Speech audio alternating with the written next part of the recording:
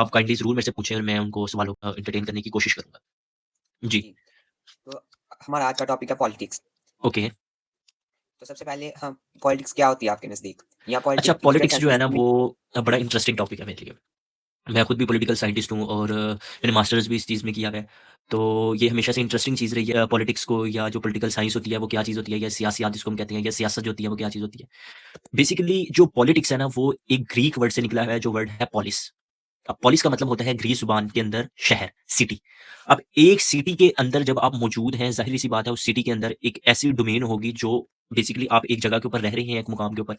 एक आपके ऊपर एक कंट्रोलिंग पावर होगी जो आपके तमाम निज़ाम को कंट्रोल कर रही होगी। और बेसिकली हम ये कहते हैं, जैसे आप सिटी की मिसाल एक घर की मिसाल की तरह लें। मिसाल के तौर पे आपका एक घर है, आपके घर के अंदर आपके घर के जो सरबराह हैं आपके वालिद साहब हैं, ठीक है? आपके जो वालिद साहब हैं वो घर के सरबराह हैं, वो घर का सारा निज़ाम चला रहे हैं। मतलब सिटीज़ को भी ये ज़रूरत महसूस हुई कि खुदा न ख़ास्ता यहाँ जंगल का कानून ना कायम हो जाए, जिसका जो मर्ज़ी दिल करे वो ना करे, बल्कि क्या करे, एक ऊपर अथॉरिटेटिव पावर हो, वो क्या करे, वो रूल करे और वो इस चीज़ को मेंटेन करे, वो सॉवरेन इस चीज़ को मेंटेन करे कि लोगों को उनके हकूक और फ़राइज़ दिए जाएँ, किसी के साथ ज़ुल्म और ज़्यादती ना हो सके। तो इस निज़ाम को जो है वो बाकायदा तौर पे शुरू किया गया, जो ग्रीस ज़ुबान में जिसको सिटी कहते हैं, और बाकायदा तौर पे इसकी जो इम्प्लीमेंटेशन हुई वो इटली के अंदर हुई, जब सिटी स्टेट्स बना दी गई, ठीक है? अब समझने की कोशिश करें, हर जगह का एक अलग निज़ाम होगा। जैसे आपका घर है, उसका निज़ाम अलग होगा, आपका हमसाया, उसका सरबराह अलग होगा, उसका चलाने वाला अलग होगा। तो इसका मतलब है हर जगह की एक अथॉरिटेटिव पावर जो होती है वो अलग होती है, उस मुल्क को या उस रियासत को या उस जगह को या शहर को या घर को चलाने वाली चीज़। अब मिसाल के तौर पे आपका घर है, उसमें जो सॉवरेन है या चलाने वाली ताकत है वो आपके वालिद साहब की ज़ात है, ठीक है? अब उनकी बेसिकली कोऑर्डिनेशन होगी मुख्तलिफ लोगों के साथ, वो अकेले नहीं है, उनकी कोऑर्डिनेशन है। किन-किन के साथ कोऑर्डिनेशन है? उनकी वालिदा के साथ कोऑर्डिनेशन है, जो हमारी बहनें होती हैं उनके साथ कोऑर्डिनेशन होती है, हमारे भाइयों के साथ कोऑर्डिनेशन होती है। इसका मतलब है एक पूरा निज़ाम बनाया जाता है बेहतरीन किस्म का। मतलब उस शख्स को भी अपनी पूरी एक टीम की ज़रूरत होती है, जिस टीम को मद्देनज़र रखते हुए हम अपने निज़ाम को चलाते हैं। अब बादवी नज़र में इस ज़माने के अंदर हम उसको कैबिनेट कहते हैं, जिसको उर्दू में हम काबीना कहते हैं। काबीना किस चीज़ का नाम है? जो टीम है एक, जो बेसिकली एक हुक्मरान की या घर में जो सरबराह है, उसका निज़ाम चलाने में मदद करती है। लेकिन पावर जो होता है वो एक बंदा ही पावरफुल होता है, बाकी सारे क्या होते हैं उसके सबॉर्डिनेट। तो बाकायदा तौर पे जो एक निज़ाम जो एक इलाके का चलता है, उसको किस तरह हम डिफाइन करते हैं, किस तरह हम समझते हैं, उसको सर हम पॉलिटिक्स कहते हैं। अब हम अपने नेक्स्ट क्वेश्चन की तरफ बढ़ें तो एक स्टेट क्या होती है और वो कौन-से इंग्रीडिएंट्स होते हैं जो एक स्टेट को बनाते हैं? ज़बरदस्त बात होगी है। अब ना आपने एक घर की जो मिसाल ली हुई थी ना, अब मेरी जितनी भी मिसालें होंगी ना मैं कोशिश करूँगा मैं पाकिस्तान के तनाज़ुर के अंदर वो मिसालें दूँ, ताकि बात की ज़्यादा समझ आए, क्योंकि हम पाकिस्तान की स्टेट के अंदर बैठे हुए हैं। अब जैसे एक रियासत है वो पाकिस्तान की रियासत है। वो एक स्टेट है। स्टेट क्या है? एक मुल्क है। मुल्क भी कह सकते हैं, आप रियासत भी कह सकते हैं, आप कंट्री भी कह सकते हैं। सारी जो चीज़ें हैं ये एक चीज़ के लिए है। अब क्या है, जैसे आपका घर है, वो भी एक स्टेट है, घर वालों के लिहाज से। अब उसको बड़े लेवल पे, मुल्की लेवल पे हम डिस्कस कर रहे हैं कि पूरा एक मुल्क मौजूद है, उसको हम कह रहे हैं कि वो एक स्टेट है। अब स्टेट के अंदर समझने की कोशिश करें, हमारे ये मतलब होगा कि पहले जब हम समझे, हमने ये कहा कि घर के अंदर एक सरबराह मौजूद है जो सारा निज़ाम चलाए। अब ज़ाहिर-सी बात है, जब स्टेट पूरे मुल्की लेवल पे हम बात करेंगे, जो घर के अंदर चीज़ें पाई जाती हैं, वही स्टेट के अंदर आता है। जैसे इमाम गज़ाली की मुझे बात याद आई कि स्टेट को भी वो लिविंग बीइंग की मुतरातिफ जो है वो बात करते हैं उसकी। अब क्या है कि स्टेट का समझने की कांसेप्ट कोशिश करें। एक स्टेट क्या होगी? एक मुल्क होगा, जिसके अंदर मुख्तलिफ चीज़ें होंगी। वो मुख्तलिफ इंग्रीडिएंट से मिलके स्टेट बनी हुई होगी। पहले नंबर पे उसकी गवर्नमेंट होगी। एज़ ऑलरेडी मैंने एक बात किया कि जब घर का निज़ाम चल रहा होगा तो उसको चलाने वाला कोई होगा, तो वो घर की क्या होगी? गवर्नमेंट होगी। ठीक है? निज़ाम जो चलाएगा उस इलाके का, वो उस इलाके की गवर्नमेंट होगी। उसके बाद ज़ाहिर-सी बात है, जब वो इलाका रह रहा होगा, उधर रहने वाले लोग उसको डिफाइन करेंगे, वहाँ रहने वाले लोग होंगे, जो उस इलाके को डिफाइन करेंगे कि ये लोग बेसिकली इनका ताल्लुक है इस रियासत के साथ। उसके अलावा ज़ाहिर-सी बात है, मैं बार-बार ये फ़ोकस कर रहा था कि आप हैं और आपके साथ आपके हमसायों का घर है। अब जैसे आप हैं, पाकिस्तान की टेरिटरी एक डिफाइन हुई हुई है कि पाकिस्तान की इतना रकबा है और इतनी टेरिटरी है और इस तरह है। अब पाकिस्तान के आप ईस्ट में चले जाएँ तो इंडिया होगा, पाकिस्तान के आप साउथ में चले जाएँ तो बहीरा अरब होगा, इसी तरीके से पाकिस्तान के नॉर्थ में अगर आप चले जाएँ तो चाइना होगा, इसी तरह पाकिस्तान के आप वेस्टर्न साइड पे चले जाएँ तो अफ़गानिस्तान होगा, इस तरह साउथ वेस्टर्न साइड पे अगर आप चले जाएँ तो वहाँ ईरान होगा। अब हमें बाकायदा पता लग गया कि रियासत का बेसिकली वजूद एक जगह के ऊपर होता है, एक जगह के उसकी बाकायदा तौर पे एक टेरिटरी होती है। अब मैं इतना फ़ोकस क्यों कर रहा हूँ, टेरिटरी बात जो है वो सुनने में बड़ी लग रही है कि यार ये तो जगह का टुकड़ा है, तो इस पे तो नहीं फ़ोकस नहीं करना चाहिए। इस वजह से फ़ोकस करना चाहिए कि टेरिटरी एक चीज़ की डेफिनिशन का नाम नहीं है। टेरिटरी के अंदर तो मुख्तलिफ चीज़ें शामिल हैं। मिसाल के तौर पे उस इलाके की फ़िज़ा तक शामिल है। अब जब ज़मीन मौजूद है, ज़मीन के ऊपर जितनी भी फ़िज़ा है वो भी उस इलाके का हिस्सा है। इसकी मिसाल ये है कि आप रिसेंटली मई के अंदर पाकिस्तान और इंडिया का एक एनकाउंटर चेक करें। बेसिकली हुआ क्या है कि वो जब जहाज़ आए, वो जो मर्ज़ी मामला हुआ, या अभिनंदन वाला एपिसोड आप देखें कि जब वो उसका जहाज़ क्रॉस हुआ, पाकिस्तान की जो सालमियत थी वो खतरे में डल गई। पाकिस्तान की जो इज़्ज़त थी, नामूस थी, वो खतरे में डल गई, क्योंकि वो ज़मीन के ऊपर वाला हिस्सा था, उसकी वायलेशन होगी। मतलब एक मुल्क कभी भी अलाउ नहीं करेगा कि उसकी एयर स्पेस के ऊपर से भी कोई चीज़ उसकी इजाज़त के बगैर गुज़र जाए। इस तरह उसके आगे जितना भी समुंदर मौजूद होगा, उस मुल्क का, जैसे बैनुल-अक़वामी कानून जो होता है, इंटरनेशनल लॉ ये डिफाइन करता है कि समुंदर के हिस्से होंगे। एक जो होगा वो कॉन्टिनेंटल शेल्फ भी होगा, उसमें एक्सक्लूसिव इकोनॉमिक ज़ोन भी होगा, दूसरी-तीसरी चीज़ें होंगी। इस तरह फ़िज़ा के ऊपर वाली जितनी भी चीज़, मतलब उस मुल्क की फ़िज़ा, उस मुल्क की ज़मीन, उस मुल्क का समुंदर, सारा जो है वो मुल्क कंट्रोल करेगा। उसके ऊपर पूरे वो अपने एक्सरसाइज़ जो राइट्स हैं उसको अपना एक्सरसाइज़ करेगा। चौथे नंबर पे जो चीज़ होगी उस मुल्क की सालमियत होगी। अच्छा, पहले नंबर पे हमने क्या बात किया, उस मुल्क की गवर्नमेंट होगी, दूसरे नंबर पे पॉपुलेशन होगी उसकी, पॉपुलेशन के बाद जो होगी उसकी टेरिटरी होगी, और चौथे नंबर पे जो चीज़ है वहाँ की सोवरेनिटी होगी। सोवरेनिटी को मैं डिफाइन करता हूँ कि सोवरेनिटी क्या होगी। उर्दू में सोवरेनिटी के लिए लफ्ज़ हम इस्तेमाल करते हैं सालमियत का। अब सालमियत एक मुल्क की क्या है? एक मुल्क की सालमियत ये है कि मिसाल के तौर पे उस मुल्क का कानून जो उस मुल्क को डिफाइन कर रहा है। मिसाल के तौर पे पाकिस्तान का जो कॉन्स्टिट्यूशन है वो पाकिस्तान की सालमियत को ज़ाहिर कर रहा है। अब कॉन्स्टिट्यूशन के अंदर चीज़ों को डिफाइन कर दिया गया कि पाकिस्तान की स्टेट ये करेगी और ये चीज़ें हैं वो चीज़ें होंगी। बेसिकली एक रूल्स का मजमूआ है सालमियत, या उस मुल्क की सोवरेनिटी। वो इस चीज़ को डिफाइन कर रही है कि किसी के राइट्स क्या हैं और आप जो है उसके इव्ज़ जो है वो क्या चीज़ करेंगे। मुझसे किसी ने इस बारे में सवाल पूछा, अगर किसी का सवाल भी पैदा होता है मैं एड्रेस करने की कोशिश करता हूँ कि सालमियत से मुराद सिर्फ ये नहीं है कि एक जो बंदा है वो अपने हकूक हासिल कर रहा है, उसमें स्टेट के भी हकूक बयान किए गए हैं। मतलब वो जो चीज़ है वो हकूक ऑफ राइज़ वाली चीज़ है, लेने देने वाली चीज़ है। अब ये किस तरह निज़ाम चलेगा जो जी, जी, इमरान आप सुन रहे हैं? इमरान माहिदा जो होता है स्टेट का और एक आदमी का, कि वो स्टेट के साथ लॉयल रहेगा और स्टेट उसके बदले जी, जी। में मैं उसके मैं सारे मैं इसी चीज़ फ़राइज़ को मैं अदा एक्सप्लेन करेगी करने तो। लगा हूँ। बेसिकली ये एक सालमियत एक ताल्लुक को ज़ाहिर कर रही होती है, स्टेट का और एक इंसान के। मिसाल के तौर पे क्या है कि फॉर एग्ज़ाम्पल अब हुकूमत का नज़रिया समझने की कोशिश करें। एक हुकूमत क्या है एक इलाके की, वो ये है कि वो आपसे टैक्सेस ले रही है और टैक्सेस के एवज़ आपको क्या चीज़ दे रही है, वो सर्विसेज़ प्रोवाइड करने की कोशिश कर रही है। टैक्सेस आप हर चीज़ जो भी खरीद रही हैं, माशरे के अंदर जो भी काम कर रहे हैं, उसके अंदर आप उसको टैक्स दे रही हैं गवर्नमेंट को। आप किसी दुकान पे जा रहे हैं, किसी होटल में खाना खाने जा रहे हैं, आप कोई भी चीज़ प्रोडक्ट आप खरीद रही हैं, तो आप क्या कर रहे हैं, उसके एवज़ गवर्नमेंट को टैक्स दे रहे हैं। अच्छा, ये क्यों ज़रूरी है, ये टैक्स का निज़ाम ये इस वजह से ज़रूरी है कि अब ज़ाहिर-सी बात है किसी ने आपको सर्विस प्रोवाइड करनी है, मैं जैसे टीचर हूँ, मैंने सर्विस प्रोवाइड करनी होती है, मैं फीस लेता हूँ उस चीज़ की, ठीक है? गवर्नमेंट उस चीज़ की फीस ले रहा है, टैक्सेस जो है वो गवर्नमेंट की इनकम का ज़रिया है, और जब गवर्नमेंट इनकम ले रही है तो एक अवाम जो है वो डिमांड क्या कर रही है, अपने बेसिक राइट्स। बेसिक राइट्स में अवाम डिमांड कर रही है अपनी एजुकेशन का राइट, वो अपने बेसिक राइट्स के बारे में कह रहा है कि गवर्नमेंट उसको एक्सरसाइज़ हमारे करवाए, उसको इंसाफ चाहिए, उसको सेहत का निज़ाम बेहतर चाहिए, उसको रोड्स बेहतर चाहिए। मतलब क्या है, अपने टैक्स देने के इवज़ सर्विसेज़ चाहिए। वो जो चीज़ है, वो कौन लेना चाहता है? अवाम लेना चाहती है, और गवर्नमेंट उनसे क्या लेना चाहती है? उसके बस टैक्सेस। तो ये बेसिकली जो ताल्लुक है, यही एक्सप्लेन जो कर रही होती है, वो सालमियत भी एक्सप्लेन कर रही होती है।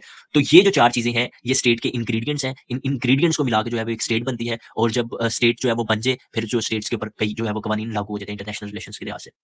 जी सर। आपके नज़ आपके नज़दीक ये जो आपने चारों पॉइंट्स मेंशन किए हैं, जी, जी। ये एक-दूसरे से इंटरकनेक्ट होते हैं, या अगर इनमें से एक पॉइंट हमारे पास ना भी हो, कोई से 3 हो या कोई से 2 हो, तो क्या हम फिर भी किसी एक टेरिटरी को स्टेट कह नहीं, मेरे ख्याल से नहीं।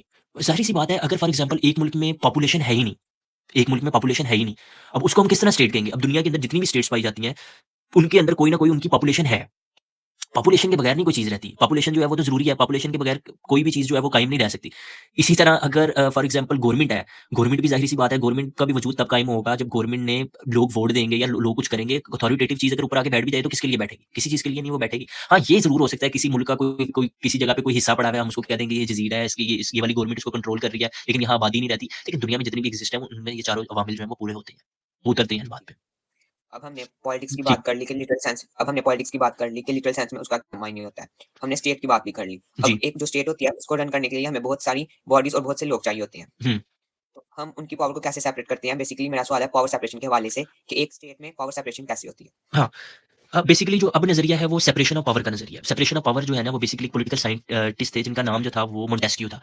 उन्होंने बेसिकली इस चीज़ का नज़रिया दिया था, और वो नज़रिया बड़ा ज़बरदस्त नज़रिया था। वो इस वज़ह से ज़रूरी था, अब जैसे मैंने आपको स्टेट बताई है, एक रियासत के बारे में बताई है कि एक रियासत कितनी ज़्यादा ज़रूरी है। अब जब रियासत का क़याम अमल में आ जाएगा ना, तो अब उसमें क्या है कि आपको समझ आ गई कि अवाम भी है, हुकूमत भी है, उसमें टेरिटरी भी है, सारी चीज़ें हैं। सेपरेशन ऑफ पावर से मुराद ये है, हर मुल्क अब जब चलाने की बात आएगी ना, तो वो चलेगा किस तरह? मतलब लोगों की फलाह-ओ-बहबूद के लिए ये निज़ाम बनाया गया सेपरेशन ऑफ पावर का।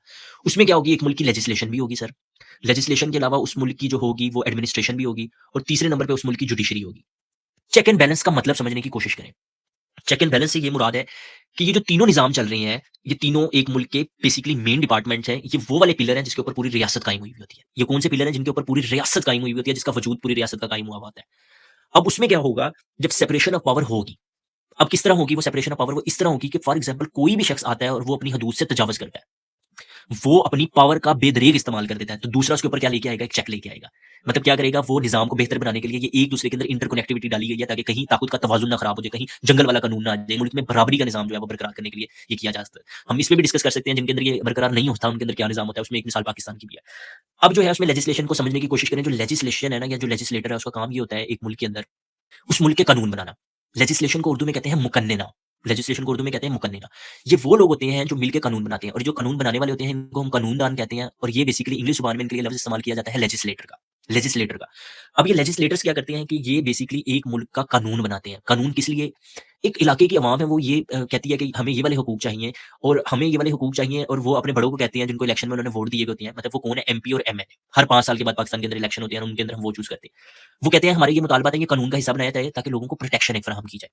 अब उसके अलावा मैं एक सारों के दरमियान फ़र्क करूँगा लेकिन सारों को मैं एक्सप्लेन करना चाहता हूँ क्या है। उसके बाद जो है वो एक एडमिनिस्ट्रेशन का निज़ाम है। एडमिनिस्ट्रेशन को उर्दू ज़ुबान के अंदर कहते हैं इंतज़ामिया।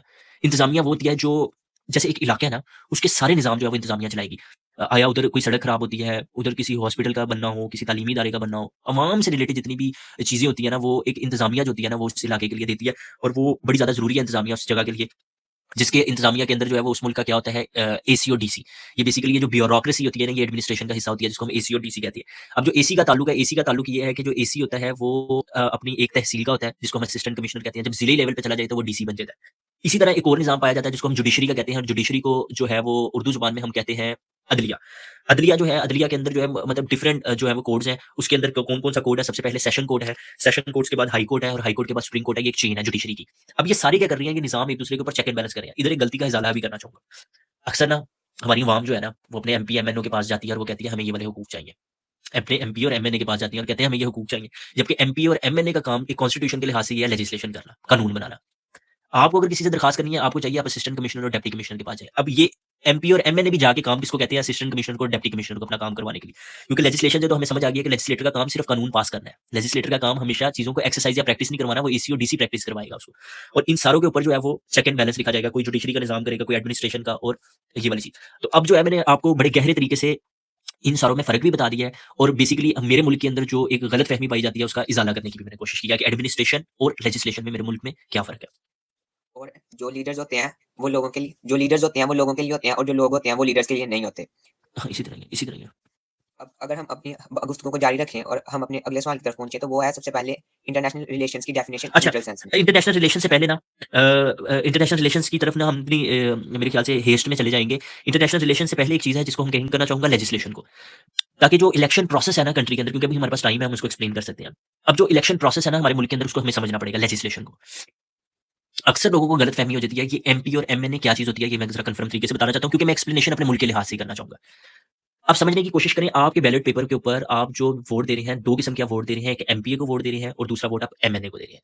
एमपीए का वोट जो है, एमपीए का मतलब है मेंबर ऑफ प्रोविंशियल असेंबली और एमएनए का मतलब है मेंबर ऑफ नेशनल असेंबली। अब सिर्फ मैं एमपीए की शुरू में बात करूँगा, सारों ने समझने की कोशिश करनी है। एमपीए और एमएनए में फ़र्क है। MPA is related to provincial assembly, सूबाई असेंबली से ताल्लुक है एमपीए का और एमएनए का ताल्लुक है फेडरल से। अब समझने की कोशिश करें, ये बेसिकली सूबाई और फेडरल में क्या फ़र्क है?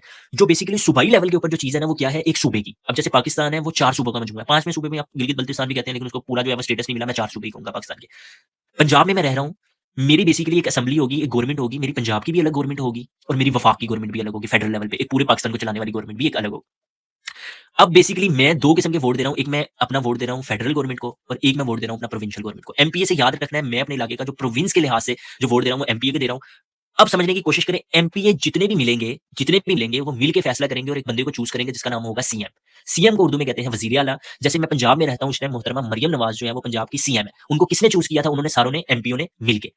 इलेक्शन के प्रोसेस पे आप हँस रहे हैं, बात की जा सकती है वो किस तरह मैनिपुलेट हुए, वो जो भी हुए, लेकिन हमने ये मान लिया कि कानूनी तौर पे ये चीज़ है कि जितने भी एमपी हैं, उन्होंने मिलके क्या करना है, एक सीएम को चूज़ करना है। सीएम किसको चलाएगा? सूबे को चलाएगा, मुल्क को नहीं चलाएगा। अब क्या होगा कि सूबाई लेवल पे कोई भी कानून बनना होगा ना, अवाम डिमांड करेगी। वो कहेगी कि हमें ये वाला कानून चाहिए। तो उसकी अवाम की डिमांड के ऊपर क्या करेंगे, एमपीए ऐवान के अंदर बैठ के फैसला करेंगे और वो पंजाब में पंजाब असेंबली होगी। सिर्फ एक असेंबली है, उसके अंदर वो डिबेट होगी, वहाँ सारे एमपीए बैठे होंगे। वो डिबेट इस वजह से ज़रूरी है, अब फॉर एग्ज़ाम्पल हर इलाके से मिसाल के तौर पे नून लीग तो जीती भी नहीं होगी, कई इलाकों से पीटीआई भी जीती हुई होगी, जमात इस्लामी भी जीती हुई होगी और दूसरी-तीसरी जमातें भी होंगी। कई जमातें माशाल्लाह बैन भी हो चुकी हैं पाकिस्तान में। कोई भी जमात हो सकती है जो जीत सकती है। तो अब क्या होगा कि ये सारे मिलके अपना एक सीएम चूज़ करेंगे और सीएम कौन होगा? जो पंजाब को चलाएगा और पंजाब के अंदर जो है वो अपनी हुकूमत को एक्सरसाइज़ करेगा। अब फेडरल गवर्नमेंट की तरफ आते हैं। अब जो फेडरल गवर्नमेंट की बात होगी ना, फेडरल का जो मैं वोट दे रहा हूँ, मैं एमएनए को वोट दे रहा हूँ। अब एमएनए क्या है? Member of national assembly. अब मेंबर ऑफ नेशनल असेंबली क्या करेंगे कि वो जितने भी हैं, वो मेंबर ऑफ नेशनल असेंबली वो जो नेशनल असेंबली है उसके अंदर जमा होंगे और वो सारे मिलके वोट देंगे और चूज़ करेंगे पीएम को। किसको चूज़ करेंगे? पीएम को। पीएम का मतलब होता है प्राइम मिनिस्टर, उर्दू ज़ुबान में हम उसको कहते हैं वज़ीर-ए-आज़म। अब वज़ीर-ए-आज़म को चूज़ कर लिया, वज़ीर-ए-आज़म कौन शख्स है जो पूरे पाकिस्तान का निज़ाम चलाएगा। अब क्या होगा, जैसे मैंने पंजाब असेंबली में आपको बता दिया कि कानून किस तरह पास होगा कि अवाम की बात असेंबली के अंदर जाएगी, असेंबली के अंदर डिस्कशन होगी, मेजॉरिटी अगर मिल जाएगी वो कानून पास हो जाएगा और उसपे आखिरी साइन सीएम करके वो पंजाब में उस कानून का इतलाक हो जाएगा। लेकिन वफ़ाक में इस तरह नहीं है, वफ़ाक में जो है वो पार्लियामेंट के अंदर जाएगा। अब क्या है वफाक के अंदर सारों ने मिलके जो है वो अपना कौन चूज़ कर लिया, अपना वज़ीर-ए-आज़म चूज़ कर लिया। अब वज़ीर-ए-आज़म का काम है पूरे मुल्क में जो कानून का इतलाक़ करना है वो वज़ीर-ए-आज़म का काम है। अब क्या होगा तमाम एमएनए के सामने एक बात की गई, अवाम ने डिमांड रखी कि ये वाली बात जो है ना ये मनवानी चाहिए। पूरे पाकिस्तान में कानून का इतलाक़ होना चाहिए। अब क्या होगा कि तमाम जितने भी एमएनए हैं, वो डिबेट करेंगे नेशनल असेंबली के अंदर और नेशनल असेंबली के अंदर अगर वो चीज़ अक्सरियत से पास हो जाती है, तो अब वो क्या होगा, वो एक बिल बन जाएगा। अब वो बिल जो है, वो नेशनल असेंबली तक महदूद नहीं रहेगा, बल्कि उससे ऊपर एक और ईवान में चला जाएगा, वो सेनेट में चला जाएगा। इस वजह से समझने की कोशिश करें, पंजाब असेंबली के अंदर सिर्फ एक ईवान है, पाकिस्तान के फेडरल लेवल पे जो ईवान है, वो 2 ईवान है। इसी वजह से पाकिस्तान बाइकैमरल है। पाकिस्तान यूनिकैमरल मुल्क नहीं है, बाइकैमरल है, बाइकैमरल। बाई का मतलब है 2, 2 ईवानों में पास हो के पाकिस्तान के अंदर कानून का इतलाक़ होता है। 2 ईवान, बाइकैमरल है पाकिस्तान। वो किस तरह? अब जब नेशनल असेंबली से पास हो जाएगा तो वो सेनेट में जाएगा। अब सेनेट में कौन लोग होंगे? उनको तो यार हमने तो वोट दिया ही नहीं, वो कौन से लोग होंगे? अब जैसे सारी जमातों के इलेक्शन हुए हैं ना, अब तमाम पार्टी में कई ऐसी पार्टी के लोग होंगे जो अक्सरियत से होंगे। अब उस हिसाब से सेनेट के अंदर सीट्स दी जाती है और वो पार्टियाँ उनको चूज़ करती हैं और वो सेनेटर्स को चूज़ कर लेती हैं और वो सेनेटर्स अपने ईमान के अंदर आ जाते हैं। अब क्या होगा नेशनल असेंबली से वो बिल ऊपर जाएगा और वो सेनेट में जाएगा। सेनेट में जाके वो क्या होगा वो बिल पास होगा फिर दोबारा अक्सरियत से। सेनेट के बाद जो है वो प्राइम मिनिस्टर उस पे दस्तखत करेंगे, सदर पाकिस्तान उस पे दस्तखत करेंगे और वो पाकिस्तान के कानून का हिस्सा बन जाएगा। इस वजह से पाकिस्तान बाइकैमरल मुल्क है। आपका अमेरिका की बात करो, अमेरिका भी बाइकैमरल मुल्क है। अमेरिका के अंदर जो है हाउस ऑफ रिप्रेजेंटेटिव और सेनेट है। इस तरह इंडिया की बात करो, इंडिया के अंदर जो है वो लोकसभा है, फिर राज्यसभा है। इसी तरह अगर आप उन कंट्रीज़ की बात करो जहाँ सिर्फ एक ईवान है, आप चाइना की मिसाल दे सकते हो और उसके साथ जो है वो एक और कंट्री है तुर्की या तुर्किया, उसकी आप मिसाल दे सकते हो जहाँ यूनिकैमरल सिस्टम पाया जाता है। तो ये बेसिकली निज़ाम है, अगर इसमें कहीं भी कन्फ्यूजन है तो आप बताइएगा। और मेरे ज़हन में जो सवाल है वो उसके बाद ये है कि मैं स्टेट और गवर्नमेंट में आपको ज़रा थोड़ा-सा फ़र्क बताऊँ। इसके बारे में अगर आपका कोई सवाल है तो ज़रूर पूछिए। नहीं सवाल मेरा इसके बारे में कोई सवाल नहीं है, लेकिन मैं यहाँ पर एक पॉइंट ऐड करना चाहता हूँ जी, कि आलमी तो ये है कि हमारे मुल्क में हमें ये भी नहीं पता होता कि हमारा एमपीए कौन है और हमारा एमएनए कौन है। हमने इसी तरह सिर्फ पीएम को वोट देना है और वो हमने टिकटॉक की जो 15 सेकंड की रील है, उससे डिसाइड कर लेना है, ये हमें अच्छा लगता है और हमने उसको वोट दे देना है। बस। इसी तरह ही है, इसी तरह, इसी तरह ही है। अच्छा, अब एक टॉपिक ना नेचुरल ये है कि मैं स्टेट और गवर्नमेंट के अंदर फ़र्क करूँ। अब नेचुरल सी मैंने सारे लेक्चर का लुबे-लुबाब अगर मैं बताऊँ ना, मैंने ऑलरेडी फ़र्क किया हुआ है। स्टेट और गवर्नमेंट के अंदर क्या फ़र्क है? अब स्टेट मैंने बताई कि 4 इंग्रीडिएंट से बनी हुई है। गवर्नमेंट जो है ना वो स्टेट का हिस्सा है। स्टेट में तो और भी 3 चीज़ें मौजूद हैं। 4 चीज़ों का जो मजमूआ है वो स्टेट उसका नाम है। अब जो स्टेट है ना, वो इतनी ताकतवर है कि उसका मुकाबला ही कोई नहीं है। State is like unchallengeable. आप उसका मुकाबला ही नहीं कर सकते, वो अनक्वेश्चनेबल है स्टेट। मतलब जैसे कोई भी पाकिस्तान के अंदर हंगामी सिचुएशन होती है, तो वो कहती हैं कि ये वाला इदारा या ये वाला जत्था या ये वाला ग्रुप स्टेट का मुकाबला करेगा। बात सही है, बात नज़र में। स्टेट जो है उसकी तस्ख़ीर जो है वो इतनी ज़्यादा ज़रूरी है और उसपे वो इतनी ज़्यादा ताकतवर है कि वो स्टेट कुछ भी कर सकती है। वो इस वजह से क्योंकि स्टेट जो है समझें गवर्नमेंट का और स्टेट में फ़र्क क्या है। स्टेट्स जो कायम है वो अपने इंस्टीट्यूशंस के ऊपर कायम है। इंस्टीट्यूशन हम कहते हैं इदारे। अब एक स्टेट है उसके अंदर एक ही इंसान की ज़रूरियात ज़िंदगी की जितनी भी चीज़ें होती हैं वो स्टेट सारों को एक्सरसाइज़ करवाने की कोशिश करता है। मिसाल के तौर पे एक स्टेट है वो इंश्योर करवाएगा, एक हेल्थ का डिपार्टमेंट होना चाहिए जो लोगों को सेहत दे। एक तालीम का इदारा होना चाहिए जो लोगों को तालीम दे। इसके साथ-साथ एक फाइनेंस का सिस्टम होना चाहिए कि तमाम पाकिस्तान के अंदर, तमाम मुल्क के अंदर फाइनेंस का निज़ाम बेहतर बनाया जाए, सड़कों का निज़ाम बेहतर बनाया जाए। मुख्तसर ये तमाम दुनिया के जितने भी जो चीज़ें इंसानी ज़िंदगी के रिलेटेड होती हैं उनके बारे में उस मुल्क ने कोई ना कोई इंस्टीट्यूशंस बनाए होते हैं। स्टेट का जो पिलर है नीचे जो लगा हुआ है वो किस चीज़ का लगा हुआ है पिलर? वो लगा हुआ है स्टेट के इंस्टीट्यूशंस का। इंस्टीट्यूशंस के ऊपर एक स्टेट कायम है। अब क्या है पाकिस्तान के अंदर अक्सर लोगों को ये कन्फ्यूजन है और इसका इज़ाला मैं करना चाहूँगा कि प्राइम मिनिस्टर या प्रेज़िडेंट में पाकिस्तान के अंदर क्या फ़र्क है? अब मैंने आपको बता दिया कि स्टेट मैंने आपको बार-बार रिवाइज़ किया कि स्टेट बड़ी ज़्यादा स्ट्रांग है। वो इस वजह से क्योंकि गवर्नमेंट का वजूद सिर्फ़ 5 साल के लिए है सर। 5 साल के बाद गवर्नमेंट तशरीफ़ ले जाएगी। उसके बाद कोई और गवर्नमेंट आ जाएगी। उसके बाद कोई और गवर्नमेंट आ जाएगी। एक पॉलिटिकल विक्टिमाइज़ेशन का सिलसिला शुरू हो जाएगा। एक-दूसरे से जो है वो वायलेंस का सिस्टम शुरू हो जाएगा। जी, जी। 4 साल और कुछ महीने, 5 साल नहीं। हाँ, 5 साल वैसे पाकिस्तान के अंदर 5 साल होता है। लेकिन वो आपको भी पता है 4 साल और कुछ महीने। चलिए 4 साल कुछ महीने कह लें, लेकिन हम वैसे constitutionally it's mention we are going to have the 5 year government. लेकिन पाकिस्तान में ज़ाहिर-सी बात है, आपकी बात ठीक है कि कोई भी गवर्नमेंट जो है मैं इस लिहाज से कबूल करता हूँ कि किसी भी गवर्नमेंट ने अपना 10 ईयर पूरा नहीं किया पाकिस्तान के अंदर। अब जो है पाकिस्तान की जो एक स्टेट है वो उसका जो है वो बेसिकली गवर्नमेंट जो बनती है वो 5 साल के लिए बनती है। उसका प्राइम मिनिस्टर बनेगा। अब क्या है कि पाकिस्तान के अंदर प्राइम मिनिस्टर और सदर में फ़र्क नहीं करना आ रहा। अब मैंने बता दिया कि रियासत एक अलग चीज़ है और हुकूमत अलग चीज़ है। आपको मैंने बता दिया कि जो हुकूमत का बानी है उसका नाम प्राइम मिनिस्टर है जिसको हम क्या कहते हैं वज़ीर-ए-आज़म। अब जो स्टेट का जो हेड है ना, जो है वो होता है प्रेसिडेंट। अच्छा पाकिस्तान के अंदर एक कबाहत ये पैदा होगी कि स्टेट में प्रेसिडेंट की इतनी हैसियत इस वजह से नहीं क्योंकि प्रेसिडेंट की हैसियत जो है ना वो क्यों इतनी ज़्यादा नहीं है पाकिस्तान और इंडिया के अंदर, उसको हमने सेरेमोनियल बना दिया है। ताकतें सारी वज़ीर-ए-आज़म को दे दी हैं। ये सेरेमोनियल किस तरह बना कि जो भी पार्टी जीतती है ना, वो ही अपना सदर लगा देती है और वो इतना ज़्यादा उस पार्टी के लिए वो होता है कि वो बेसिकली वज़ीर-ए-आज़म से किसी भी चीज़ में इख्तिलाफ या खिलाफ जाता ही नहीं है उसके। अब लेकिन देखें कि ये डेमोक्रेटिक कंट्री है, जमहूरी मुल्क पाकिस्तान। जमहूरियत का मतलब ये है कि उस मुल्क में लोग उसको वोट देते हैं। मैं समझ रहा हूँ आप कह रहे हैं मैं कुछ और भी कह दूँ, लेकिन पाकिस्तान कॉन्स्टिट्यूशनली एक डेमोक्रेटिक कंट्री है। अब क्या है कि उस डेमोक्रेटिक कंट्री में एक हुकूमत जो है वो 5 साल के लिए आती है, ठीक है? अब क्या है कि पाकिस्तान के अंदर पूरे 5 साल के अंदर जैसे मैंने आपको पहले बताया था, जैसे आपका घर का निज़ाम चलेगा, उसमें क्या होगा कि आपके वालिद साहब पूरी एक टीम होगी, उसमें आपकी मदर भी होंगी, उसकी आपकी सिस्टर भी होंगे, उसमें आपके ब्रदर्स भी होंगे। इस तरह वज़ीर-ए-आज़म की क्या होगी, एक काबीना होगी, कैबिनेट, ईवान। अब ये स्टेट के जितने भी इदारे हैं, उसपे अवामी चेक रखने के लिए क्या करेगा वज़ीर-ए-आज़म हर जगह अपना मिनिस्टर लगाएगा, हर इदारे के ऊपर, ठीक है? वो बेसिकली क्या हो रहा होगा, वो आप समझ गए हैं कि बेसिकली चेक एंड बैलेंस का निज़ाम हो रहा होगा, स्टेट के होगा कि कहीं वो पावर रूथलेसली इस्तेमाल ना करना शुरू कर दें। अब क्या है, कई मुल्कों के अंदर प्रेसिडेंट भी स्ट्रांग है। ये सिस्टम में फ़र्क है, कई की जगह पार्लियामेंट्री सिस्टम है, कई की जगह जो है प्रेसिडेंशियल सिस्टम है। पार्लियामेंट्री सिस्टम का मुराद ये है जहाँ ताकतवर वज़ीर-ए-आज़म है, प्रेसिडेंशियल सिस्टम का मुराद है जहाँ प्रेसिडेंट है और उसके पास इख्तियारात पाए जाते हैं। लेकिन डेमोक्रेसी के अंदर ये दोनों सिस्टम जो है वो एक्सिस्ट कर सकते हैं। इसके बारे में अगर आपको कोई सवाल है तो ज़रूर पूछिए। नहीं, अब इसके बारे में मेरा कोई सवाल नहीं है। अब अगर हम अपने अगले टॉपिक की तरफ बढ़ें, जो कि है इंटरनेशनल रिलेशंस। तो नहीं, सबसे पहले इंटरनेशनल आप रिलेशन से पहले फॉर्म्स ऑफ गवर्नमेंट नहीं था? जी, सॉरी। तो ओके। आप टाइप्स ऑफ गवर्नमेंट की कितनी फॉर्म्स होती हैं? ज़बरदस्त क्वेश्चन है। हम जो है ना वो बादी नज़र में इतने पॉलिटिक्स के अंदर जो है ना वर्ड्स आते हैं ना, हम सारों के ऊपर रोशनी नहीं डाल सकते, लेकिन जो उसमें मशहूर-मशहूर है ना, हम ज़रूर कोशिश करेंगे उसके ऊपर रोशनी करें और एक आम बंदे की जो है उसके बारे में कन्फ्यूजन दूर हो जाए। अब क्या है कि मैं ना गवर्नमेंट वाला सिस्टम फिर दोबारा रिवाइज़ करता हूँ आपके सामने, गवर्नमेंट होगी क्या? पाकिस्तान एक मुल्क है, पाकिस्तान एक मुल्क है, ठीक है जी, मुल्क ही है ना सर? जी, जी, मुल्क है। ये तो पाकिस्तान मान एक लिया। मुल्क है अब। पाकिस्तान मुल्क के अंदर पाकिस्तान को जो चलाने वाली होगी, वहाँ की गवर्नमेंट होगी, ठीक है? जी, अब गवर्नमेंट कौन-सी है कि वो इदारा है कि वो जो कहता है कि मुझे अपने टैक्सेस दो भाई, मैं मुल्क के अंदर जंगल का कानून नहीं होने दूँगा, उसके एवज़ में आपको सर्विसेज़ फराहम दूँगा, आपको इंसाफ दूँगा, आपको रोड दूँगा, आपको तालीम दूँगा, आपको खुराक दूँगा, मेरी ये ज़िम्मेदारी है। दोबारा हमारा डिफाइन करेंगे, आप लोग सारे टैक्स दोगे गवर्नमेंट को और उसके एवज़ गवर्नमेंट आपको क्या करेगी? आपको फैसिलिटेट करेगी आपको, ये गवर्नमेंट का निज़ाम है। अब गवर्नमेंट के निज़ामों में भी बड़ा फ़र्क है। कई ऐसे मुल्क हैं जहाँ जमहूरियत पाई जाती है, कई ऐसे मुल्क हैं जहाँ डिक्टेटरशिप पाई जाती है। अब ज़्यादा टर्म्स को कहने के बजाय मैं एक्सप्लेनेशन की तरफ जाता हूँ कि कहाँ से बड़ा मेरा फ़ेवरेट टॉपिक है डेमोक्रेसी। डेमोक्रेसी को समझने की कोशिश करते हैं, डेमोक्रेसी क्या होती है? डेमोक्रेसी बेसिकली वो नज़रिया है जिसको उर्दू में हम कहते हैं जमहूरियत, जो लफ्ज़ जमूर से निकला है जिसका मतलब है लोग। अब क्या है, जमहूरियत के अंदर जो नई हुकूमत आती है वो लोगों की ताकत से आती है। पॉपुलर सोवरेनिटी का नज़रिया होता है, इससे मुराद ये लोग ही डिसाइड करते हैं कि हमने किस गवर्नमेंट को लेके आना है अपने लिए। अब पाकिस्तान के अंदर जैसे मैंने आपको बताया हर 5 साल के बाद इलेक्शन होती है। हर 5 साल के बाद हम एक नई गवर्नमेंट को लेके आते हैं। इसी तरह अमेरिका के अंदर हर 4 साल के बाद अमेरिका की अवाम वोट देती है और वो क्या करती है, नए अपने हुक्मरान को लेके आती है। अब क्या है कि मुझे इसमें लॉजिकली बात समझ आ गई कि इसके अंदर क्या निज़ाम होता है कि जिसके अंदर अवामी ताकत ऐसी होती है जो फैसला करने वाली होती है। वो अपनी पसंद के लोग लेके आती है। वो कहती है आप हमारे मिनिस्टर बने, आप हमारे प्राइम मिनिस्टर बने, उसके बाद हमें क्या करें, हुकूक ऑफ राइट्स दें, हम आपको टैक्सेस अदा करेंगे, उसके बाद आप हमें दें। अब आपको डेमोक्रेसी की जिस्ट में बात समझिए, इस तरह आप डिस्कस कर सकते हैं पाकिस्तान के अंदर क्या डेमोक्रेसी है, इस तरह निज़ाम चलता है। नहीं, पाकिस्तान के अंदर जो है वो कॉम्प्लेक्स सिस्टम है। पाकिस्तान की डेमोक्रेसी के साथ-साथ उसकी एस्टैब्लिशमेंट भी जुड़ी हुई है क्योंकि पाकिस्तान की एक तारीख है डिक्टेटरशिप्स के साथ भी। तो उस वजह से हम इसको प्रॉपर्ली डिफाइन नहीं कर सकते, लेकिन पाकिस्तान डेमोक्रेटिक सिस्टम ही है। वो सिस्टम जो है वो गैर वाज़िया है। वो हम उसके बारे में इस वजह से डिस्कशन नहीं कर सकते। जो वाज़िया तौर पे हमारा सिस्टम कॉन्स्टिट्यूशन में मेंशन है वो यही है, इलेक्शन, और पाकिस्तान में बाकायदा तौर पे इलेक्शन भी होती हैं और गवर्नमेंट्स भी बनती हैं। लेकिन पाकिस्तान के अंदर ना होते हुए भी एक जो है वो पाकिस्तान की एस्टैब्लिशमेंट का भी रोल है पाकिस्तान की गवर्नमेंट के अंदर। अब आपको डेमोक्रेसी के बारे में मैंने समझा दिया कि डेमोक्रेसी क्या चीज़ है। आप कोई एडिशन वगैरह करना चाह रहे हैं इसके अंदर? जी। जो पाकिस्तान है उसके कॉन्टेक्स्ट में जो एस्टैब्लिशमेंट है और जो डेमोक्रेसी है वो पैरेलल में चलती है। एक साइड पे जो डेमोक्रेसी है और जो हमारा इलेक्टेड लीडर है वो भी अपनी पावर एक्सरसाइज करता है। लेकिन उसके साथ-साथ ही जो हमारी एस्टैब्लिशमेंट है वो उसके बिल्कुल पैरेलल ही अपनी पावर भी एक्सरसाइज करती है। तो वो दोनों हाँ। निज़ाम इकट्ठे ही चलते हैं। बिल्कुल, ये पाकिस्तान के अंदर ऐसा है कि जो है ना वो दोनों पार्टियाँ जो है ना वो अपने राइट्स को एक्सरसाइज़ करती हैं। लेकिन फिर भी पाकिस्तान के अंदर ये है कि एक प्रॉपर्ली निज़ाम उनकी नेक्सिस से चला दिया जाता है। उन दोनों की नेक्सिस हो जाती है। ये नहीं है कि एस्टैब्लिशमेंट या पॉलिटिकल सिस्टम अलग पेज पे हो जाता है। वो बेसिकली नेक्सिस में वो फैसला कर लेते हैं उन्होंने किस तरह चलना है, और पाकिस्तान की ये तारीख गवाह है कि वो चल के उन्होंने दिखाया है कि किस तरह चलते हैं। ये है, और ये वो इसमें जो है वो अपना नेक्सिस वो बना के चल लेते हैं, अलायंस बना के। अच्छा, अगला जो हमारा गवर्नमेंट का निज़ाम है उसको हम कहते हैं डिक्टेटरशिप। अब डिक्टेटरशिप के अंदर क्या है कि एक फौजी आमिर, ये उर्दू में लफ्ज़ जो है डिक्टेटरशिप के लिए इस्तेमाल किया जाता है आमरियत का। एक फौजी आमिर आके मुल्क का निज़ाम चला लेता है, या एक कल्ट होता है, वो निज़ाम चलाता है। बेसिकली ये फौजियों से रिलेटेड होती है, आमरियत आमर से ही रिलेटेड होती है। अब क्या होगा कि इस निज़ाम के अंदर ये निज़ाम बादशाही निज़ाम के पैरेलल मतलब उस जैसा ही है। एक सेंट्रल पावर होगी, मतलब इधर जो डेमोक्रेसी के अंदर लोगों ने चूज़ किया, यहाँ लोगों ने चूज़ नहीं किया, एक डिक्टेटर अपनी मर्ज़ी के मुताबिक आएगा। पॉलिटिकल राइट्स जो है वो एक्सरसाइज़ नहीं हो पाएँगे।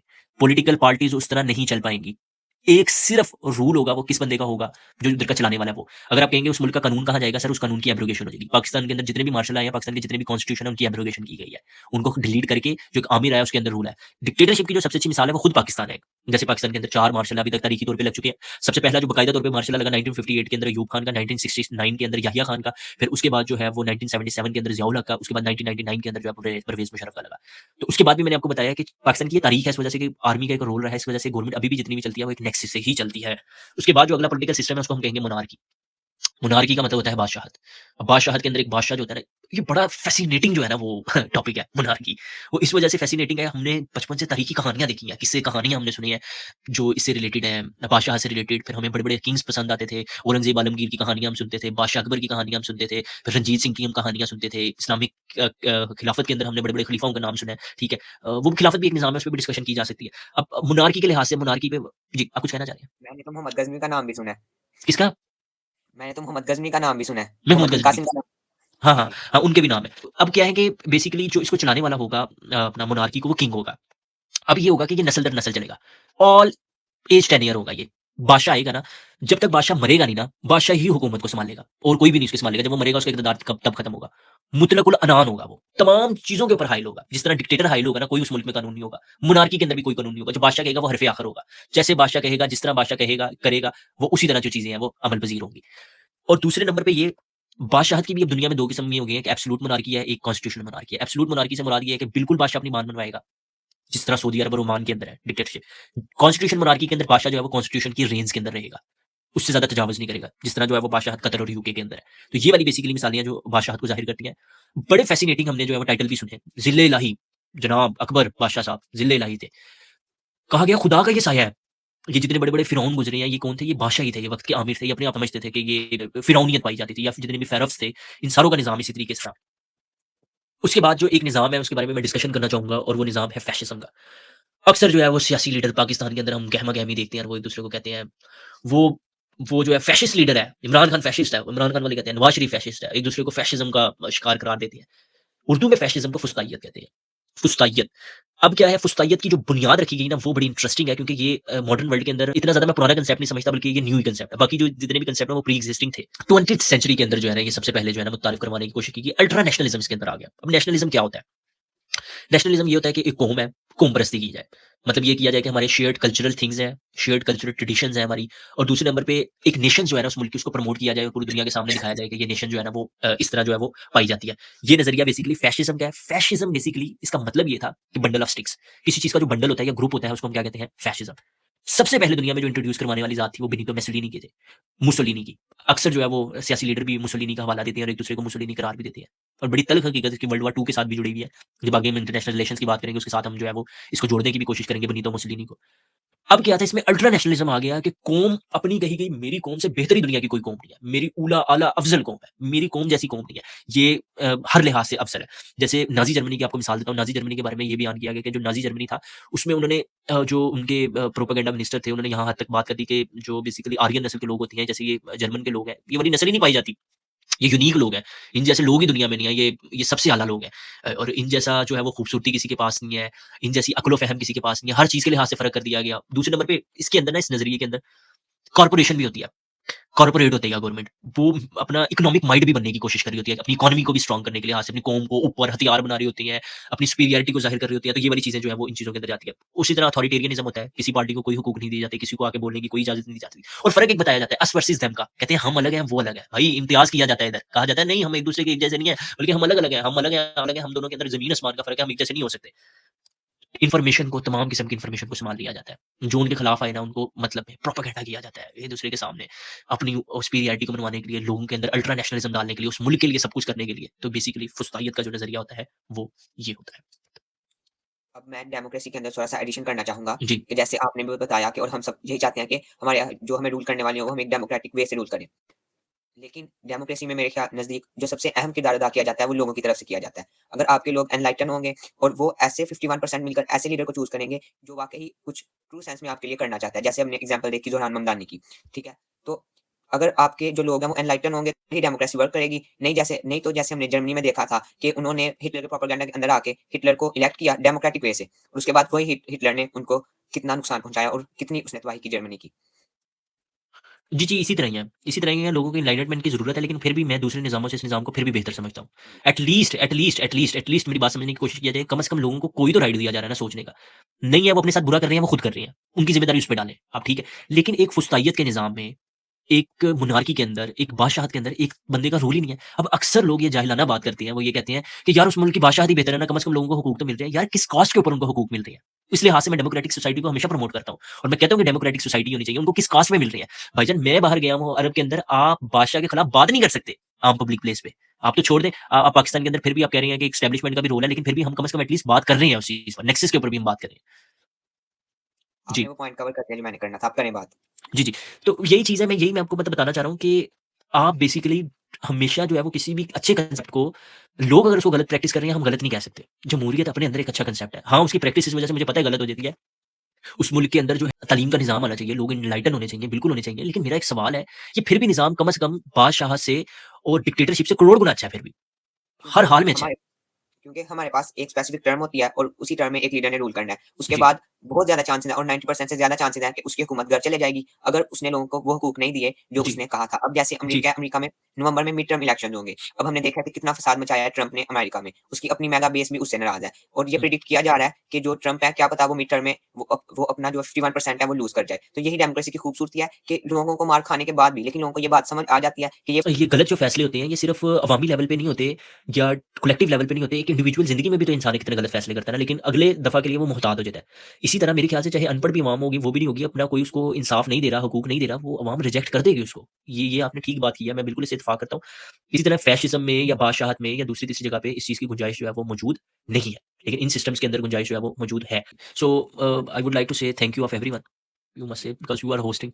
मेरे लास्ट वर्ड्स यही है कि जो पॉलिटिक्स है आपको उसके साथ इंटरफेयर करना पड़ेगा और हम आपको ये नहीं कह रहे कि आप जो है वो एक डिग्री करके अपने पास रख लें। लेकिन हुँ, आपको कुछ बेसिक चीज़ें समझनी पड़ेंगी और उसी से आप एनलाइटन होंगे और आप मार खाने से पहले ही एक ऐसे लीडर को चूज़ कर सकेंगे जो आपके लिए बेहतर हो। जैसे लेनिन का कोट भी है कि अगर आप पॉलिटिक्स में इंटरफेयर नहीं करेंगे तो पॉलिटिक्स आपकी लाइफ में इंटरफेयर करेगी। बाकी जितने भी देख रहे हैं उन सबका बहुत शुक्रिया, उन्होंने हमें अपना प्रीशियस टाइम दिया और जो हमारे बाकी टॉपिक्स रह गए हैं जैसे कि उसमें इंट्रोडक्शन टू इंटरनेशनल रिलेशंस है, उसके बाद एक एक्जिस्टिंग वर्ल्ड ऑर्डर है, हिस्टोरिक व्यू है और उसके बाद फ्यूचर वर्ल्ड ऑर्डर है। ये तीनों हम किसी और दिन आधे घंटे की अलग डिस्कशन में कवर ज़रूर करेंगे।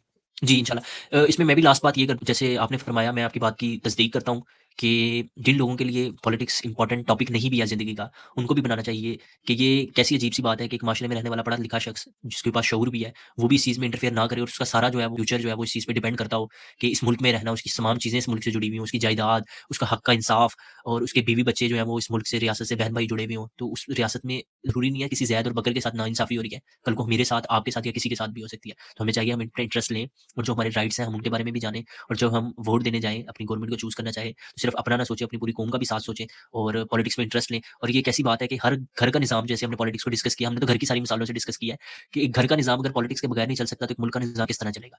इसी तरह समझने की कोशिश करें, ख़वातीन का अक्सर दफ़ा जो है ना पॉलिटिक्स के अंदर इंटरेस्ट नहीं होता, लेकिन रोज़मर्रा की ज़िंदगी में खातून खुद पॉलिटिक्स के अंदर इन्वॉल्व होती है। वो किस तरह घर की घरेलू पॉलिटिक्स के अंदर जहाँ वर्किंग प्लेस पे काम कर रही है, वहाँ की पॉलिटिक्स हाँ, उनको टर्म्स वगैरह के लिहाज़ से क्लैरिटी नहीं पैदा होती, उनको क्लियर कर लेना चाहिए और उनको भी चाहिए जितना मर्ज़ एक पॉलिटिक्स को समझता है क्योंकि ये ज़रूरी है।